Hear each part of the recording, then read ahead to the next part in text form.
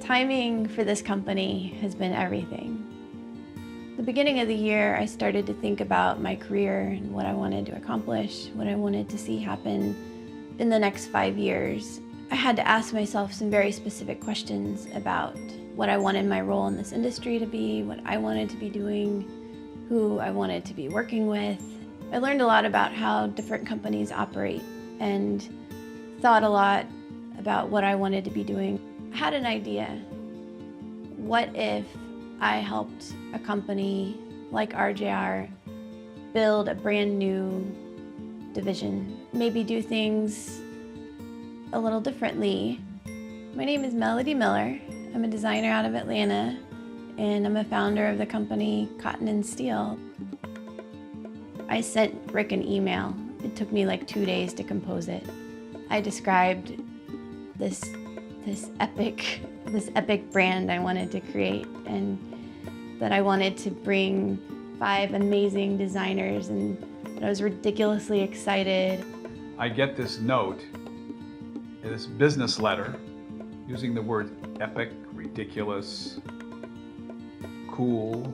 Apparently he'd never received an email like this in his life. I hadn't quite seen a business letter using these parlance, and so it amused me a bit. I flew out to LA and went and made this big pitch to RJR. She came here, and then we walked around the warehouse, and she was very clever. She's a unique individual. Obviously, the hair is a little bit different. We were in a little conference room, and I was standing at the head of the table showing slides and talking, and when I finally finished my presentation, the room was quiet for a second, and then everyone just burst into applause. And I started crying. Literally, I was crying because I was happy. I learned that Rick's style of doing business is on a handshake. And my dad always said, you have one thing that's the most precious thing, it's your word. So we shook hands, and our little company was born. Rick, the owner, CEO, has been in this industry for decades. He's like the godfather of fabric. He's kind of been like our dad through this, but you know, giving really awesome advice and kind of just guiding us along, and you know, with a gentle but firm hand. Rick has spent 30+ years finding the best resources for making his fabric. He's found the best manufacturing facilities in Japan and the best cottons to use, and has figured out how to run his business and how to be a very successful fabric manufacturer. We've come in with a new aesthetic and are offering RJR a chance to try something that they've not tried before. This is a collaborative effort among 5 designers. It's really special. 5 people being very different and each authentic and having their own looks, but then it all working together. That was very effective. Here in Atlanta, we have me. Ever since I was a kid, I was always painting and drawing. In college, I majored in painting and got accepted to Pratt Institute for painting, but decided to change my major to industrial design. I love drawing all of those objects. I have a lot of objects in my fabric designs now, but that's when I first got interested in them. My grandmother was really important to me. She raised me for much of my childhood until she died when I was 9. She had cancer. When I was a kid, she worked for the Singer sewing machine factory, and she made clothes and she made Halloween costumes and things. I don't think that she realized what a special person she was, and it seemed like putting her pretty face on fabric and having that fabric go out to all corners of the world and have people use it in their own sewing projects would be an amazing tribute to her. We have Sarah Watts, who is an amazing illustrator. Her work is all about storytelling and is very detailed, and you can feel her printmaking background come through. I've been drawing ever since I was little. We always had crayons and everything when we were kids, and I kind of altered coloring books, and that's when I first knew I was going to be an illustrator. As an illustrator, it's It's part of my nature to tell stories. So my collection for Cotton & Steel, the first one coming out, all the animals in it are kind of representative of strength and kind of taking control of my life right now. I'm starting to do things that I really care about all around. We also have Rashida Coleman-Hale. She has written several books about sewing, and she got her start in our industry through writing a blog. My mother, she was a model in Japan. She flew out there when I was 3. She used to be a flight attendant. One flight she was on, what was the name of the designer? It was Carlos Falchi.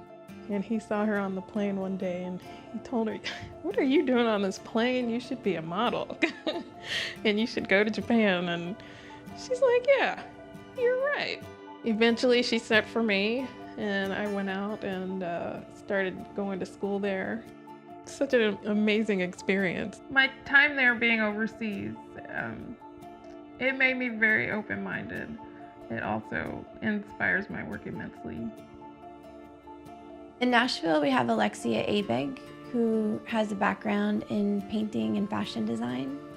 So a lot of her designs are hand-painted watercolors, and they're just lovely.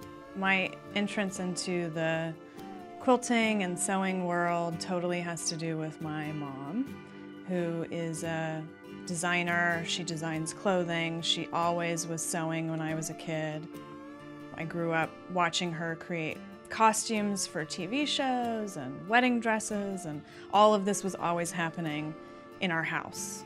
And my dad is a painter and photographer and musician, and so there was always creativity around. Because she's a pattern designer, she thinks a lot about what works on garments and in projects. She's also a quilter, so she really thinks about how to use her fabrics. In Austin, Texas, we have Kim Kite, who writes the blog True Up. And Kim's job with True Up is to talk about fabric and tell us all what's going on in the fabric world. She's been collecting some vintage fabrics for a really long time, and she has a little handful of favorites and wanted to do a repro collection of those. And they're just delightful. I've always collected and hoarded, archived. and so it's just natural to me to want to reproduce my favorite ones.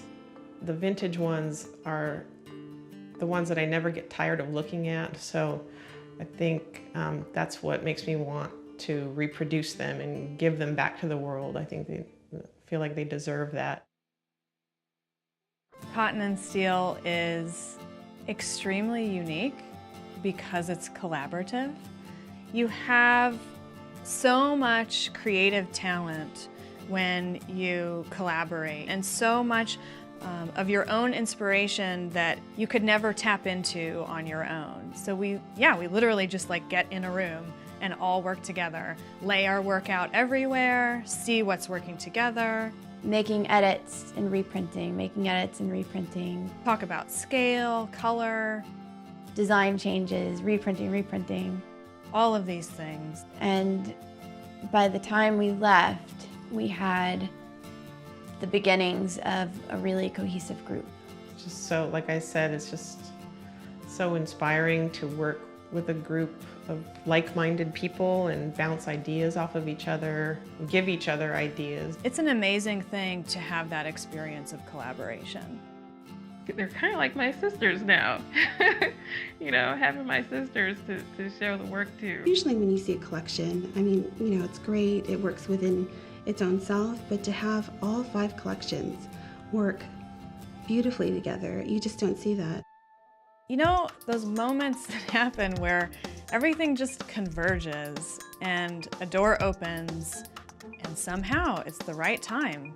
Having this conversation that I did with Melody on the phone about this thing that she was starting, it was like, this is the right time. Like, this is, I want to be a part of this. When I found out Melody was starting Cotton & Steel, I was so thrilled and over the moon and excited for her. I feel like I've been introduced to a family of creatives that I've been wishing for, and It kind of makes me tearful when I think about how awesome it feels to be a part of this. If I was writing a story on True Up about cotton and steel, I would say that it's the next logical step in the industry that's moving away from strict lines between quilting and fashion. Trying to see where cotton and steel would be 5 years from now. Ideally, I would like to be looking back and seeing this as one of those turning points in your business. And even better, a turning point in the industry. I'm passionate about what I do, and when I believe in something, I don't think I can be outworked. I think we were all hungry and had that fire in our bellies. We're trying to do something meaningful and authentic. We thought the timing was right, the talent was there. We were all just ready to do this.